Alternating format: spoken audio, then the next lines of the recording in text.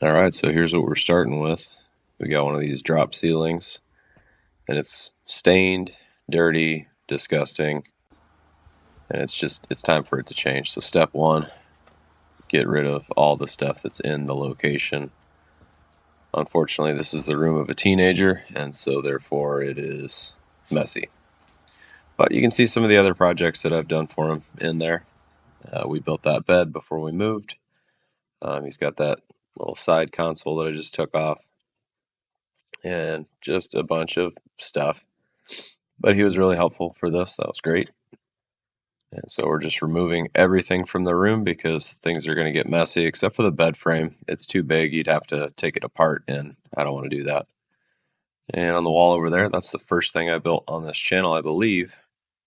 It's the no closet closet, which is, I still think, pretty sweet. And so I'm just taking these down, and my son is taking everything out to break these down into smaller pieces so that way we could get them in the garbage can. And we had to be kind of careful. There was some dirt, some dust. See what I'm seeing? Okay. All right, so apparently we had a visitor at some point. He died in the ceiling. That's probably a mouse, I would say. That's disgusting. His whole skeleton is still intact in whatever the heck that is. I'm guessing that's hair. I don't know. I don't think this is the end of this adventure. Part of the reason why we're taking the ceiling down. Something was alive up there. Okay. So yeah, not exactly what you'd want to find in the ceiling right above where you sleep at night. But yeah, that's kind of what was going on there. In the other room, even more shocking, when I took that ceiling down and did the same process, we found cat poop, which I thought was weird at the time. But now that I see there's a dead mouse in the ceiling, I wonder if they let a cat go up there to try to get the mouse. Kind of reminds me of the old lady who swallowed a fly. Why she swallowed that fly, I don't know why.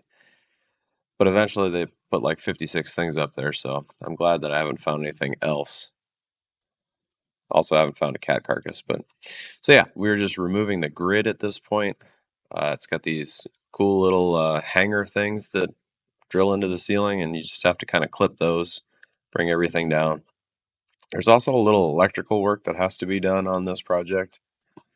It's not really my jam, but I know enough people, some pretty awesome people who help me out, give me advice when I need it and stuff.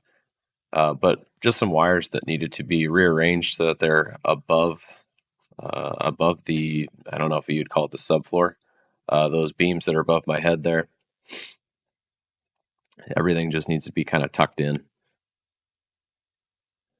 And so once we get all of those little things, the hangers, once we get all those removed, and my son's going to be going through and taking off kind of like the bracing for the drop ceiling.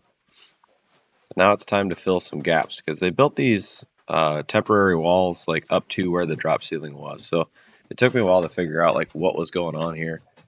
But what I think happened was they did the drop ceiling for the entire basement, and then they decided they wanted this room. And so they just kind of built these walls up to the corners and whatnot, and up to the ceiling. And so in order to get the extra, I don't know, it's like 6 inches of height here, I've got to continue the ceiling all the way up. And so I'm just adding some drywall here and on the other side of the wall here. And then we're going to mud that up and get that to be continuous. Don't judge my drywall skills. I know they're not great, but it is what it is sometimes.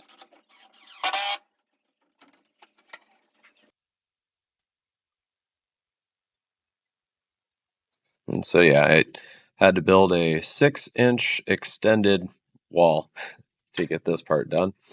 And I'm using like the 30-minute mud just to get gaps filled in and whatnot. I'll come back later and do some sanding, and then we'll add the mesh and another coat, and we'll start to like really fine tune it and fill it out. I'm gonna have to do some sanding too because there's a really hard paint line pretty much across the entire room. And so in order to get rid of that, we're gonna have to do just a little bit of sanding and probably feathering to get that gone as well. But at this point, I am going to be adding the grid, or what I call the grid for the ceiling. I saw a video somewhere on YouTube where it was just a YouTube short, and they were like, "Hey, this is what we did with our ceiling," and they had the same kind of ceiling that I did in this case, and I thought it looked cool. It's kind of like a drop ceiling, but it's higher. It still gives you the access to the different parts if you want it, without having to take the whole ceiling down, and it doesn't have the hospital-like or school-like drop ceiling look to it. It has a lot cleaner look. And so I'm just pre-drilling and countersinking all these screws. So my son's going through and he's putting in all the screws for me, and he's going to be handing those up to me so that way I can quickly tack this up on the ceiling. The majority of the work you're going to see was done on a Saturday. I think I started at like 10 a.m. and I worked pretty much all day on it, but it wasn't that bad. I don't know. So we're just tacking these up to the ceiling. I use one clamp in about the middle, and I start with my piece in the middle. I kind of go by feel. I don't have like measurements for how far over it needs to be, but it provides about a 1/2 inch overhang on each side of the rafter piece. And that's how I'm going to slot my drywall slats into it.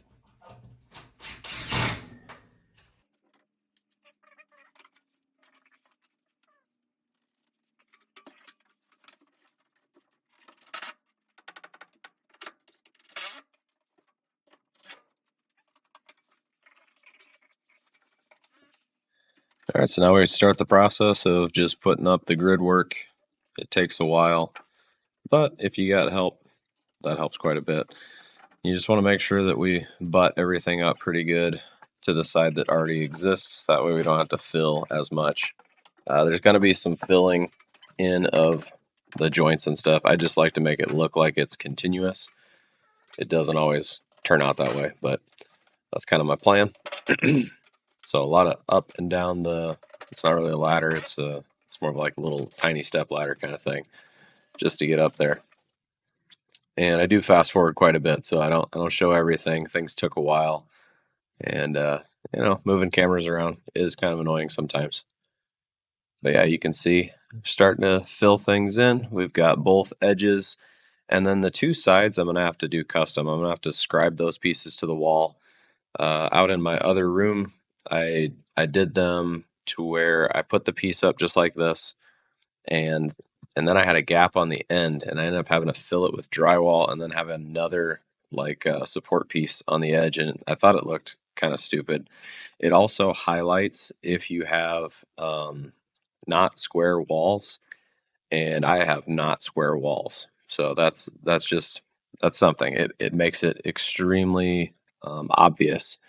And so I think to hide that, I'm just going to get something wider. These are 1x4s that I'm putting on the ceiling.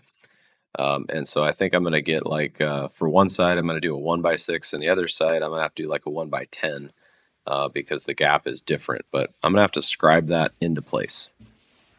So here you can see like the actual idea.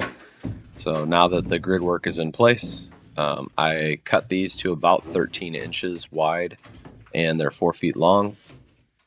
The ceiling, I think, all the way across was like 11 feet or something. It was like a silly measurement. It wasn't something nice that would have been like, hey, it's a whole sheet of drywall. And so based on that, I decided to make a certain pattern that you'll see. And I just, you just kind of put them in at an angle and then lock them into place. And it's pretty simple. They just sit based on gravity. This is 1/2 inch lightweight drywall. I know there's like smaller stuff. I know there's bigger stuff. This seemed like it was just right. Drywall's heavy enough. I don't know. And so once I get these in place, at some point I'll do some measuring. I'll figure out where I want my lights, because we're going to do recessed puck lights. I'm going to do 4 of those. It's going to be a lot better than I don't know. Again, I'll just use the reference of like school or hospital lighting. It's kind of what it felt like. And once you get to this stage, it's pretty quick. On the other room that I did, I pre-painted and pre-primered like everything. and I found that I still had to go over everything. So I didn't worry about that as much with this one. So some of these panels are primed, some of the boards are primed. I figure I'm gonna have to go paint everything again anyway, so I didn't pay as much attention to that. And so you can see the little they're like 2x2s that I put in for bracing. And then I'm going to be putting another support piece in. And now you can see my pattern. So I'm going to have 3 sections across the ceiling. And it's just kind of how it ended up. I know that they're not even. The 2 on the ends are both 4 feet long. The part in the middle is approximately, it's like less than 3 feet. I think it's like 28 inches or something. It's just kind of what it is. And now I'm doing the lovely task of filling. So you got to fill all the screw holes, any knot holes that might not have gotten taken care of before. And you can see a fan I put in. I hate it. Okay, hate that fan. It's coming down. We're going to get something different. But it was originally the idea. It looked cool in the store, looks terrible in reality. And I don't have a hole saw for putting in recessed lighting or anything like that. So I made this jig real quick. It's just 3 inches from that center point. So it's going to give me a 6-inch cutout. Draw my line. Gonna grab a little utility knife. I tried this with my oscillating tool, and that sucked. It made a mess, and it wasn't very clean. This was a little bit better, and then the third iteration, since I had to do it 4 times anyway, I used a drywall punch saw, which worked a lot better. I still scored the top edge to begin with because it makes for a cleaner finish. But yeah, this one wasn't great. But you got to show like your mistakes and stuff too. You can't just show all the glamorous shots. So I'm just cutting back through the backside of the paper, making sure that everything's nice and neat. And then I gonna go ahead and put my light in. End up not using these lights. They weren't as bright as I would have liked them to be. I also had a different type from the other room. These were just kind of extra, and I happen to have 4 of them, so I thought, yep, they're going to be perfect. And the last one actually didn't work, and so that was like the nail in the coffin for, hey, we're not doing this. So now I'm just putting the pieces up that I need. This is my last one, and so it's just got the single wire to it, and then everything else gets wired back to the single switch, and so all 4 of them are up. And being a teenager's room, I ran into this problem with my son not turning his lights off like ever. And so I found this like occupancy vacancy switch thing, which I thought was pretty cool. And so basically, if you leave the room, it will turn the lights out on you for a certain period of time. All right, so here we go. I'm trying to erase the paint line that was left from when we had the false ceiling up. It's like 6 inches lower, and there's just this hard line where they painted several times in the room. And so I'm kind of sanding and feathering that spot in. I go through later on and just kind of lightly coat some things with a little bit of drywall mud. Once I get to that point, it's going to be go time, but I have to go around the entire room. Next up is probably the longest part of the whole job, I think, which is caulking each one of the gaps. You don't have to do this. However, if you don't, and there's any inconsistency in the pieces that you have supporting that drywall, you're going to have these little shadows, and it might not bother you. And the access to the ceiling is pretty awesome if you don't caulk it. But for me, it looked better when everything was like seamless. It looked like one thing put together instead of like many separate pieces. And I think that's what I was going for, and so that's what I did. In the middle of the room, you can see a wire sticking out of the ceiling. I did remove that fan, and we bought a different one that I install later. Just finishing up the last of the pieces that I have, and then I'm going to go ahead and do some painting. I will put up those edges a little bit later, and unfortunately, I did not get that on camera. It's just kind of getting to the end of the project, and I really wanted to finish. So here we go. It's paint time. Like I said, this stuff wasn't as ready to go as one of the other rooms that I did. Not much of it was primed, and so I'm just using the ceiling paint with primer in it. Yeah, you gotta paint each one of these things, and then you gotta go through and trim each one of those edges. And yeah, you could use a paint sprayer, but I've tried using paint sprayers, and for me, it's a mess. So I own one, but I'm afraid to use it in an application like this because I think I would get the paint everywhere. And so paint time for the walls now. And things are starting to really come together. This is the gray that my son wanted to do. It is a darker color. It dries a little bit lighter than it looks here. And I think it looks really nice. It wouldn't have been my choice because dark colors in a small room, I think, usually make it look smaller. Um, but I don't know. I like it. I think it looks good, and I think it looks good with the color of his bed frame and a couple of the other pieces of furniture that we made for his room as well. So this is one of the cool things about, like, making things yourself is you can make it your own. You can make everything match. Um, I watched a video recently, and basically the message in the video was you don't have to have a lot of money to have cool stuff. You just got to be willing to spend the time and sacrifice, yourself. So that's kind of the motto that I'm trying to go with here. I don't have the money to pay somebody to do this for me, but I can make what I have a lot better if I just put a little effort behind it. And so here you can see I've got the end finished here, and now I just need to trim things out. So we got the no closet already installed, and now we're just going to be trimming out these edges as kind of a final deal here. And this side is the side that I did have to custom cut because of the not squareness of this room. It was a lot different. And so here's our before, which is pretty rough. And now here's the after. It is 1,000 times better. And so, yeah, you can see the ceiling looks very seamless with the paint and the caulk. The new lighting in makes it much brighter. It is definitely dog approved. Did we do a good job? No, that's not my son. That's our dog. I think so.